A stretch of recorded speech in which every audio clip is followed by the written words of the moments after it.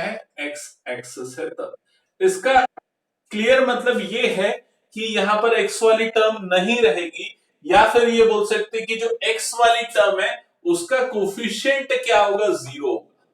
ठीक है, तो यहाँ कोफिशिएंट इंपॉर्टेंट है, कोफिशिएंट एक्स का जीरो है, इसका मतलब इस लाइन में एक्स का कोफिशिएंट को आप क्या कर दोगे, जीरो। मतलब k माइनस थ्री को इक्वल्स टू क्या कर दोगे, जीरो। तभी ये जो लाइन है वो क्या होगी, पैरेलल टू एक्स एक्सिस होगी, जिससे आपको k की वैल्यू 3 मिल जाएगी।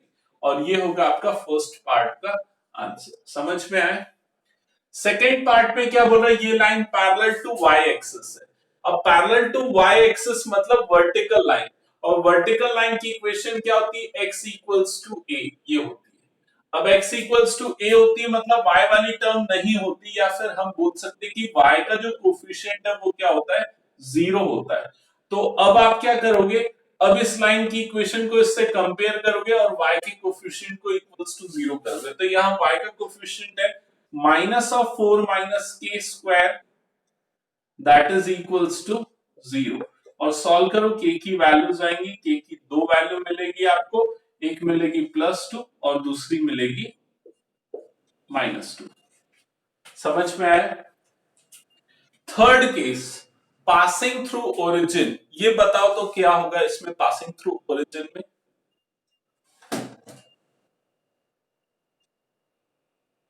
Correct, c equals to zero का मतलब है, यूजुअली क्या होता है, y equals to mx plus c, ये फॉर्म होता है। ठीक है, तो c की वैल्यू जीरो मतलब कांस्टेंट टर्म नहीं है, ये समझ लो। या फिर आप इस तरीके से समझो, ax plus by plus capital C equals to zero, general form से समझो। तो x का कोफिशिएंट कब जीरो लिया हमने, जब वर्टिकल लाइन हॉरिजॉन्टल लाइन है तब। y का कोफिशिएंट कब जीरो लिया हमने, जब वर्टिकल लाइन है तब। अब ये जो कांस्टेंट है c, उसको जीरो लेंगे जब लाइन जो है वो ओरिजिन से पास होगी तब। तो वो जो कांस्टेंट है वो क्या है, ये पूरा वो कांस्टेंट है। तो आप यहां पर क्या करोगे, k square minus 7k plus 6, इसको इक्वल्स टू जीरो करोगे और k की वैल्यूज निकालोगे। अगेन दो वैल्यूज आएंगी क्योंकि क्वाड्रेटिक इक्वेशन है। बताओ क्या क्या वैल्यूज आ रही k की।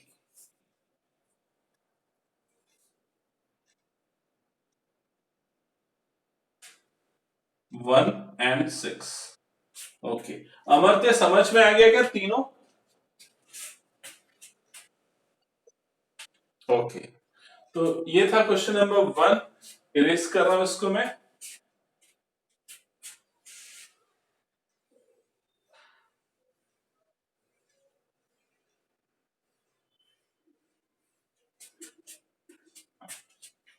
अब देखते हैं क्वेश्चन नंबर 2 इसी एक्सरसाइज का।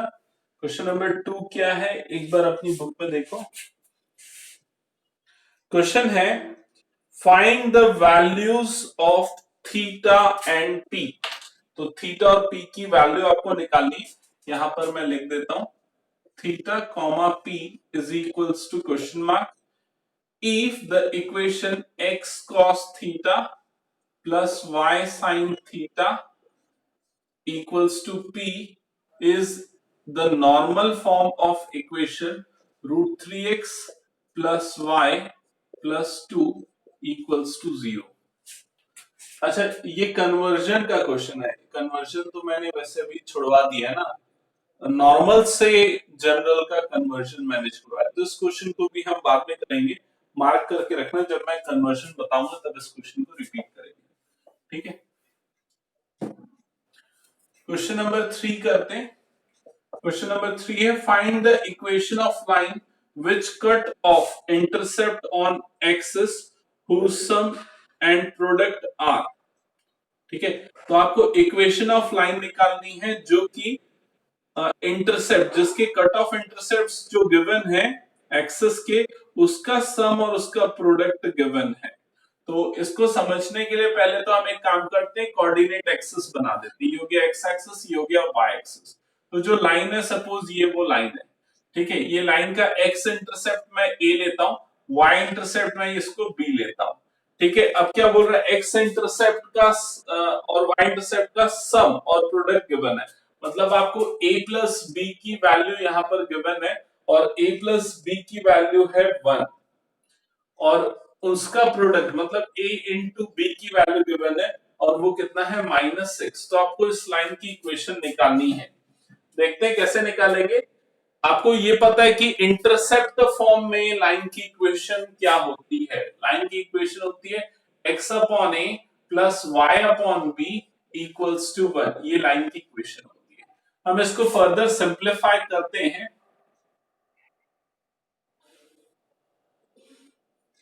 अच्छा, ये लाइन की इक्वेशन होती है, इसको ऐसे ही रहने देते हैं फिलहाल। तो हम इन दोनों को सॉल्व करके ए और बी की वैल्यू निकालते हैं। कैसे सॉल्व करके निकालेंगे, चलो देखो। यहां से आपको बी की वैल्यू मिल जाएगी और वो आ जाएगी -6 अपॉन ए।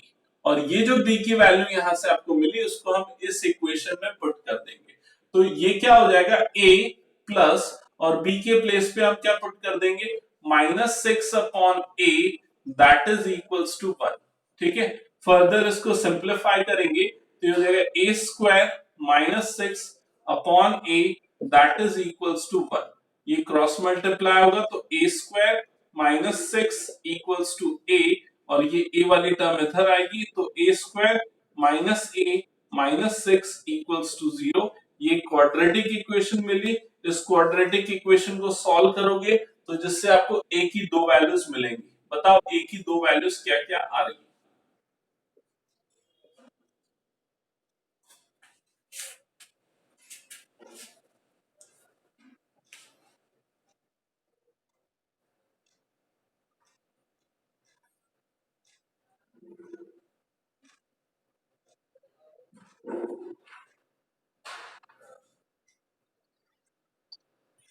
एक की वैल्यू आ रही है 3 और दूसरी वैल्यू आ रही है -2। ठीक है, ए की दो वैल्यू मिली, इससे आपको बी की भी दो वैल्यू मिलेगी। आप यहाँ पर ए की वैल्यूज पुट करो जिससे आपको बी की वैल्यूज मिलेगी। तो जब A3 पुट करेंगे बी की वैल्यू आ जाएगी -2 और जब ए की वैल्यू -2 पुट करेंगे तो बी की वैल्यू क्या आ जाएगी, 3 आ जाएगी। ठीक है, पुट करके देख लेना। अब ए और बी के दो पेयर मिले, दोनों पेयर्स यहाँ पर पुट कर तो एक इक्वेशन हो जाएगी x upon 3 plus y upon -2 equals to 1। ये फर्स्ट इक्वेशन हो गई। सेकेंड पेयर पुट कर तो x upon -2 plus y upon 3 equals to 1। तो ये दोनों इक्वेशन होगी इस लाइन। ठीक है, एक बार देखो और बताओ अगर किसी को कोई डाउट है तो इसमें। हो गया तो फिर मैं इरेज कर रहा हूं और नेक्स्ट देखते हैं क्वेश्चन नंबर 4।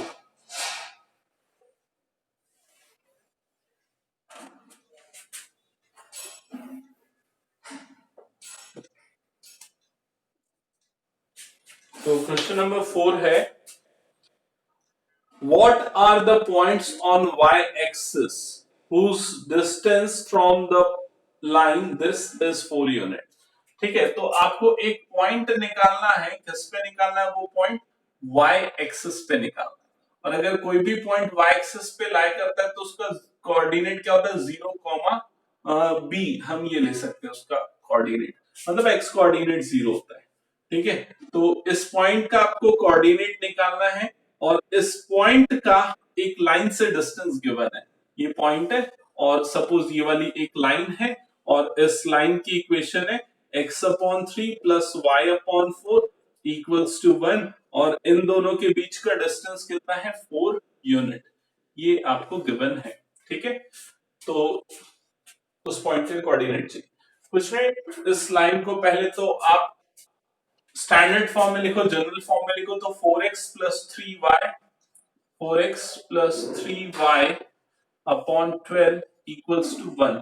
यार एक एलसीएम लेने पे क्रॉस मल्टीप्लाई करके इधर शिफ्ट करोगे तो 4x plus 3y minus 12 equals to 0।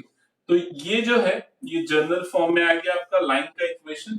अब वो डिस्टेंस फॉर्मूला लगाओ बिटवीन पॉइंट एंड लाइन, तो mod ax1 plus by1 plus c divided by under root a square plus b square. ये फॉर्मूला होगा। इसमें वैल्यू पुट, डी की value question में given है कितनी, 4। Equals to mod A X one मतलब 4 और एक्स वन की जगह पे 0 प्लस बी वाई वन मतलब 3 और y की जगह पे b प्लस c मतलब -12 divided by under root 4 square plus 3 square, ये एक्सप्रेशन बनेगा। तो ये 4 as it is mod 4 into 0 0 हो जाएगा plus 3b -12 divided by under root 16 plus 9 16 plus 9 25 25 का रूट 5 5 4 जा 20 तो 20 is equals to mod 3b -12, ये इक्वेशन आई। अब मॉड हटाएंगे ना तो प्लस माइनस दो एक्सप्रेशन आएगी, ठीक है। तो एक बार लोगे 20 इक्वल्स टू 3b -12 और दूसरा लोगे 20 is equals to minus of 3b -12, दोनों को सॉल्व करो, b की दो वैल्यूज आएंगी, बताओ क्या क्या आ रही है।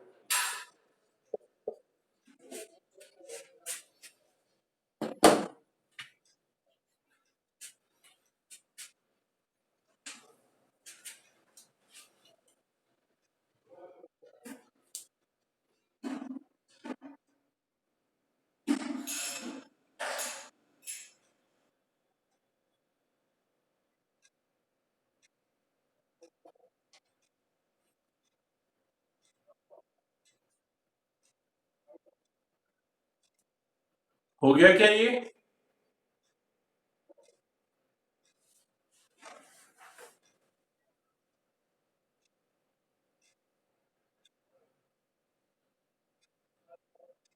प्रवीण अमर्त्य बन गया क्या?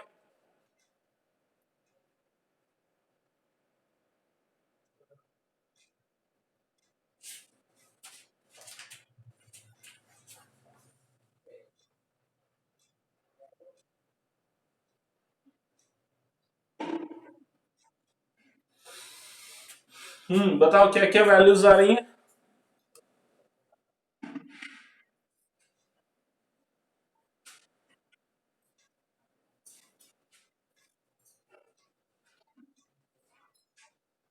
अमर्त्य बना?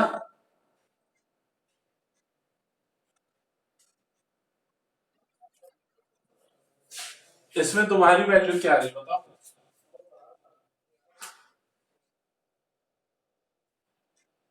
8/3 कैसे है? ये तो -8/3 यहां पर आ रहा होगा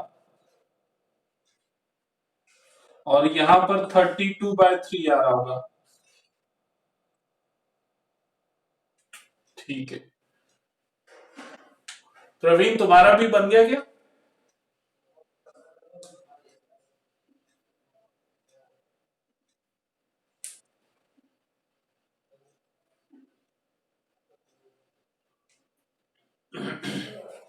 ओके तो कोऑर्डिनेट हो जाएंगे 0,32/3 एंड 0,-8/3, ये दोनों आंसर्स होंगे, ठीक है।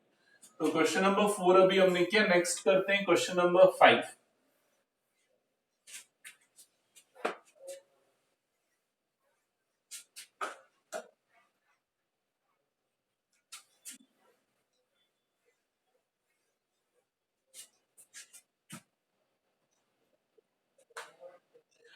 क्वेश्चन नंबर 5 है find the perpendicular distance from origin to the line joining the points. तो एक लाइन है और वो लाइन L जो है उसके दो पॉइंट्स आपको गिवन है, एक पॉइंट है cos थीटा sin थीटा, ये फर्स्ट पॉइंट है, और दूसरा पॉइंट है cos phi sin phi,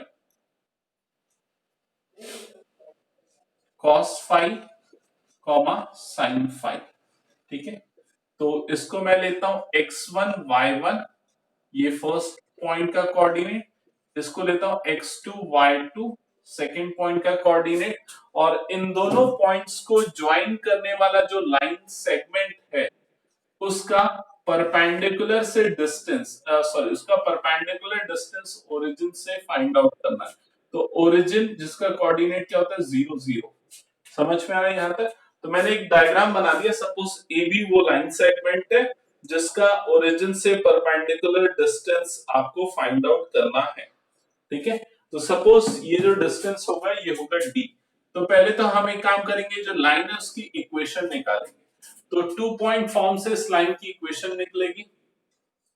2 point form क्या था, y minus Y one equals to Y two minus Y one upon x two minus x one into x minus x one. इसमें value put करते हैं y minus Y one. थोड़ा सा question लंबा बनने वाला, साथ में बना करके चलना क्योंकि मैं इरेज करूंगा। तो y माइनस वाई वन, तो वाई वन की वैल्यू साइन थीटा है, तो y minus sine theta equals to Y two minus Y one, मतलब sine phi minus sine theta divided by x2 minus x1, मतलब ये हो जाएगा cos phi minus cos theta into under bracket x minus x1, तो x minus cos theta, ये expression आ जाएगी। ठीक है, फर्दर सिंपलीफाई करते हैं, तो मैं उसके लिए इस टर्म को यहाँ क्रॉस मल्टीप्लाई कर दूंगा। तो ये cos phi minus cos theta जब इस y से मल्टीप्लाई होगा तो देखो क्या बन जाएगा, cos phi minus cos theta into y, और जब ये पूरा टर्म इससे मल्टीप्लाई होगा तो क्या बनेगा, minus sine theta cos phi, जब ये कॉस फाई और माइनस साइन थीटा मल्टीप्लाई होगा, जब ये दोनों मल्टीप्लाई होगा तो माइनस माइनस प्लस बन जाएगा और ये हो जाएगा साइन थीटा कॉस थीटा, ये एक्सप्रेशन बनेगा। ठीक है, that is equals to, right side में जो टर्म्स बचे वो लिख लेता हूं, that is equals to right hand side में ये वाला टर्म x से मल्टीप्लाई होगा तो क्या बनेगा, under bracket sine phi minus sine theta into x, और जब ये टर्म इस माइनस कॉस थीटा से मल्टीप्लाई होगा तो ये टर्म इससे मल्टीप्लाई होगा तो ये हो जाएगा minus sine phi cos theta, फिर ये माइनस साइन थीटा और ये माइनस कॉस थीटा मल्टीप्लाई हो तो माइनस माइनस प्लस हो गया, ये बन जाएगा sine theta into cos theta, ये एक्सप्रेशन बनेगा। ठीक है, फिर लेफ्ट साइड का साइन थीटा कॉस थीटा और राइट साइड का sign theta cos theta cancel out हो जाएगा। ठीक है, अब क्या करना बच गया, अब रीअरेंज करना बस बच गया यहाँ पर। अब एक काम करते हैं, हम सारी टर्म्स को उठा के लेफ्ट साइड शिफ्ट कर देते हैं, तो ये पूरी टर्म जो है लेफ्ट साइड शिफ्ट होगी। तो देखो ये जो पॉजिटिव था वो क्या आ जाएगा, नेगेटिव, तो हो जाएगा minus under bracket sine phi minus sine theta into x, ये हो गया। फिर y वाली टर्म में तो कोई चेंज नहीं, वो ऑलरेडी लेफ्ट साइड थी, तो plus cos phi minus cos theta into y, ये हो जाएगा। और ये वाली टर्म जो है, ये जो टर्म है ये नेगेटिव थी तो लेफ्ट साइड आने के कारण पॉजिटिव हो जाएगी, तो plus sine five into cos theta, ये एक्सप्रेशन हो जाएगा। और ये वाली टर्म जो ऑलरेडी यहां पर थी तो minus sine theta cos phi and that is equals to zero. ठीक है, अब इसके बाद आप लोग रिकॉल करो ये वाला form, sign A cos B minus cos A sine B, याद आ रहा है, sign A cos B minus cos A sine B किसका फॉर्मूला होता है, करेक्ट। तो ये पूरा साइन ए माइनस बी बन जाएगा, यहाँ ए जो है वो फाई है और बी जो है वो क्या है, थीटा है। तो पहले मैं इसको सिंप्लीफाई कर देता हूँ, ये माइनस को अंदर भेजता हूँ तो ये पॉजिटिव हो गया, ये वाला टर्म क्या बन गया, sine theta minus sine phi bracket close into x plus ये बना cos phi minus cos theta into y, और ये जो पूरा है ये बन गया plus sine phi minus theta sine a minus b and that is equals to zero. तो ये अब आपकी आगे स्टैंडर्ड इक्वेशन, जो जनरल फॉर्म ऑफ इक्वेशन है उसमें आ गया, ये आपका ax प्लस ये हो गया आपका by प्लस ये हो गया आपका c and that is equals to zero. इसका डिस्टेंस निकालना है किससे, ओरिजिन से, तो फिलहाल यहां तक लिख लो, उसके बाद मैं इसको इरेज कर रहा हूं, आगे का सॉल्यूशन के लिए मुझे इरेज करना पड़ेगा।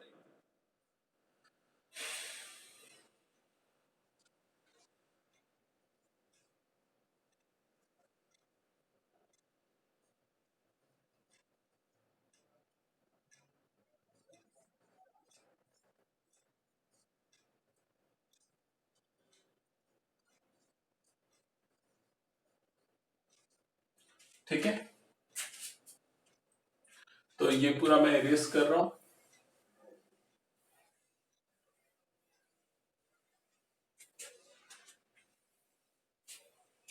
और अब हम अप्लाई करेंगे डिस्टेंस फॉर्मूला पॉइंट और लाइन के बीच का। तो d is equals to mod ax1 plus by1 plus c divided by under root a square plus b square. ठीक है, तो डिस्टेंस निकालना है आपको, तो d एज इट इज रहेगा मॉड ax1। तो a की वैल्यू तो ये है, अब इसको मैं थोड़ा डायरेक्ट कर रहा हूं ना, ये a है और x1 की वैल्यू 0 है, तो 0 इंटू a वो पूरा 0 हो जाएगा, प्लस by1, तो b की वैल्यू ये पूरी है और y1 की वैल्यू भी 0 है, तो वो भी पूरा क्या हो जाएगा 0, प्लस c, तो प्लस c की वैल्यू क्या है sine phi minus theta bracket close modulus close divided by under root A square plus B square. अब यहां पर ये हो गया आपका a, मतलब sine theta minus sine phi का whole square plus B square मतलब cos phi minus cos theta whole square, ये एक्सप्रेशन आ जाएगा। ठीक है, फर्दर सिंप्लीफाई करते हैं तो d is equals to mod हटा देंगे तो क्या बच जाएगा यहाँ पर sine phi minus theta divided by under root. अब इधर ध्यान से समझना, इसको सिंप्लीफाई करेंगे a माइनस बी का होल स्क्वायर, तो a स्क्वायर मतलब sine square theta plus b square मतलब sine square five minus 2ab minus 2 sine theta into sine five. ठीक है, फिर इसमें भी वही फॉर्मूला a माइनस बी का होल स्क्वायर, तो a स्क्वायर मतलब cos square phi plus cos square theta minus 2 cos phi cos theta, ये बन जाएगा।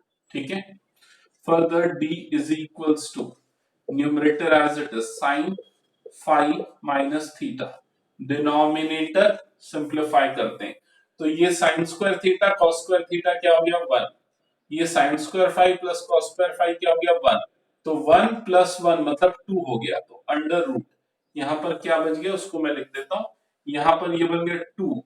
ठीक है, और ये दोनों जो टर्म्स आपको दिख रही है इसमें से मैं माइनस 2 कॉमन निकाल लेता हूं, तो ब्रैकेट के अंदर क्या बच गया यहां पर cos five cos theta plus sine five sine theta, ये बच गया। क्या यहां तक समझ में आया? किसी को कोई डाउट तो पूछ लो, ये दो तीन स्टेप एक बार देख लो और पूछ लो अगर किसी स्टेप में कोई डाउट है तो, क्योंकि यहाँ ट्रिग्नोमेट्रिक सिंप्लीफिकेशन हो रहा है, मैं थोड़ा डायरेक्ट कर रहा हूँ। अमर थे अभी तक के किसी स्टेप में कोई डाउट, कुछ समझ में नहीं आया तो मैं रिपीट कर दूं? ओके, ठीक है, तो अब इसके बाद फिर मैं ये पूरा इरेज करने वाला हूं। हो गया तो इरेज कर दो,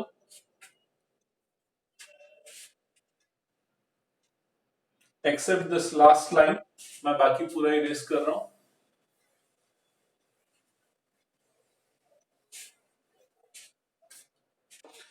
ठीक है, अब लास्ट लाइन में फिर से आप एक चीज ध्यान देना, ये न्यूमरेटर तो सिंप्लीफाइड फॉर्म में है ही, ठीक है, और कुछ नहीं हो सकता। डिनोमिनेटर में जो रूट के अंदर आपको दिख रहा है, एक तो 2 दिख रहा है minus 2, 2 minus 2 under bracket this, तो ये जो टर्म आपको दिख रही है एक बार देख के बताओ ये क्या बनेगा, cos a cos b plus sin a sin b, किसकी आइडेंटिटी है ये? Correct, cos a minus b मतलब ये बन जाएगा cos फाइव माइनस थीटा। ठीक है, तो ये एक्सप्रेशन बनेगा, ये होगा डिस्टेंस। एक बार पीछे बताओ तो, मेरे ख्याल से पीछे के आंसर से कुछ मिसमैच हो रहा है, पीछे बताओ आंसर क्या दिया।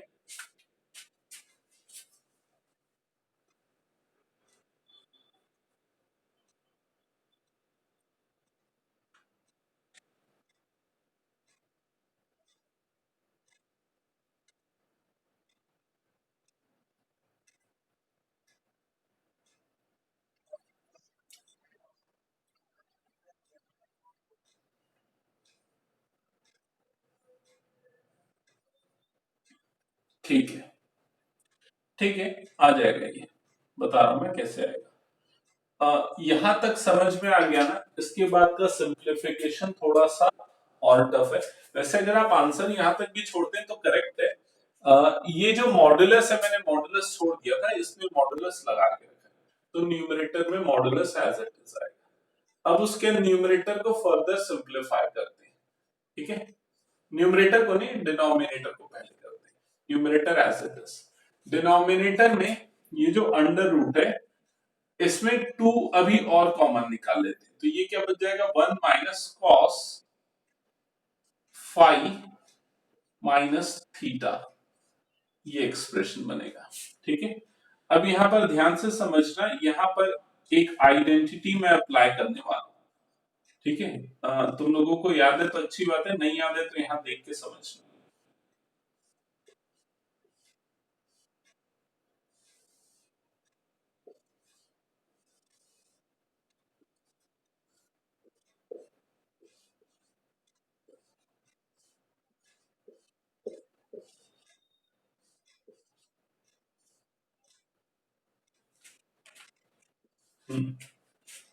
देखो क्या किया मैंने, ये जो 5 माइनस थीटा जो था, उसको मैंने लिख दिया 2 times 5 minus theta by 2।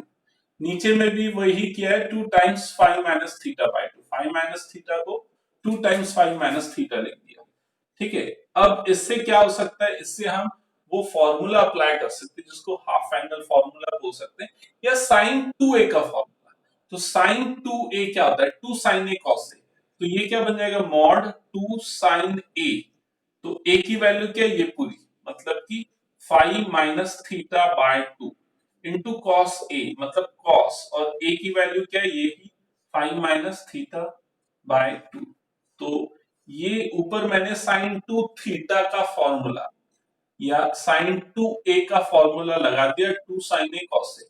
Denominator में भी यहां पर हम cos 2 थीटा का फॉर्मूला लगाएंगे, तो देखो क्या हो जाएगा, 1 माइनस cos 2 थीटा के 3 फॉर्मूले होते हैं, जिसमें से एक फॉर्मूला ये वाला आता है, 1 minus 2 sine square theta by 2। तो 1 minus 2 sine square 5 minus theta by 2। तो ये एक्सप्रेशन आएगा। ठीक है, अब इसको फर्दर सिंप्लीफाई करते हैं। यहां तक कोई डाउट तो एक बार देख लो और पूछ लो। मैंने क्या किया, यहां पर साइन 2a का फॉर्मूला लगाया है, 2 साइन a cos a। यहां पर क्या किया मैंने, ये जो साइन 2a है, ये साइन 2a, इसको लिख दिया 1 minus 2 sine square a। a की वैल्यू मतलब 5 minus theta by 2। Amartya, Praveen, कुछ डाउट यहां पर तो पूछो, क्योंकि मैं इरेज करने वाला हूं उसको।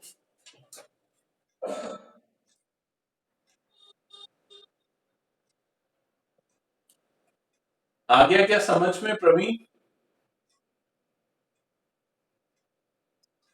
अमर्त्य, इरेज कर दो। ओके, स्टिल लास्ट लाइन में अभी छोड़ रहा हूं, अभी सिंप्लीफिकेशन और करना है। ठीक है, तो ध्यान से समझना कैसे करेंगे। d इज इक्वल्स टू, अब देखो ये मॉड वाली जो टर्म है ना, इसको मैं सेपरेट करके क्या लिख सकता हूं, 2। ठीक है, ये हो जाएगा मॉड साइन थीटा, या मॉड हटा देता हूं, 2 साइन थीटा माइनस 5/2। ठीक है, ये क्या हो जाएगा, cos थीटा माइनस 5/2। अभी मैंने मॉड हटा दिया। मॉड का सिग्निफिकेंस बस इतना है कि जो डिस्टेंस है वो हमेशा पॉजिटिव होता है, तो जो भी फाइनल रिजल्ट होगा हम उसमें मॉड लगा देंगे, उसको पॉजिटिव ले लेंगे। ठीक है, डिवाइडेड बाय अंडर रूट। यहां पर देखो क्या होगा, जब ब्रैकेट ओपन होगा तो ये +1 और ये -1 कटेगा, ये माइनस माइनस प्लस हो जाएगा, 2 2 जा 4 हो जाएगा, तो ये क्या बनेगा 4, और ये वाली टर्म बच जाएगी, मतलब साइन स्क्वायर 5 5, यही आ रहा है ना, साइन स्क्वायर 5। अच्छा, ऊपर में भी तो 5 माइनस थीटा, मैं गलत लिख रहा हूँ, ये 5 माइनस थीटा है, यहाँ पर भी 5 माइनस थीटा है। ठीक है, तो ये हो जाएगा 2 2 जा 4 sine square 5 minus theta by 2, ये एक्सप्रेशन आएगी further d is equals to numerator as it is,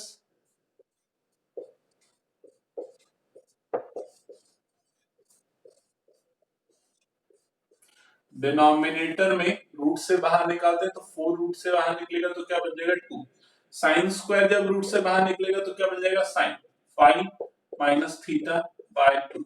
तो ये टर्म इसके साथ कैंसिल, ये टर्म इसके साथ कैंसिल, तो d इज इक्वल्स टू क्या आ गया cos 5 minus theta by 2। d positive होना चाहिए हमेशा, इसलिए हम इसमें क्या लगा देंगे मॉड। तो ये हो गया आपका answer according to the book. ठीक है, तो यहाँ पर ट्रिग्नोमेट्री के बहुत सारे फॉर्मूले अप्लाई हुए डायरेक्टली, तो ये ध्यान रखना, इसलिए क्वेश्चन थोड़ा सा टफ हो जाता है। ठीक है, सो आज की क्लास में हमने क्वेश्चन नंबर 5 तक कंप्लीट किया है। नेक्स्ट क्लास में कंटिन्यू करेंगे, कितने इसमें बहुत सारे क्वेश्चंस, 24 क्वेश्चंस हैं, तो 2 क्लास तो कम से कम और लगी जाएगी। ठीक है, फिर उसके बाद नया चैप्टर चालू होगा। ठीक है, किसी कुछ पूछना डाउट तो पूछ सकते हो गाइस। Thank you.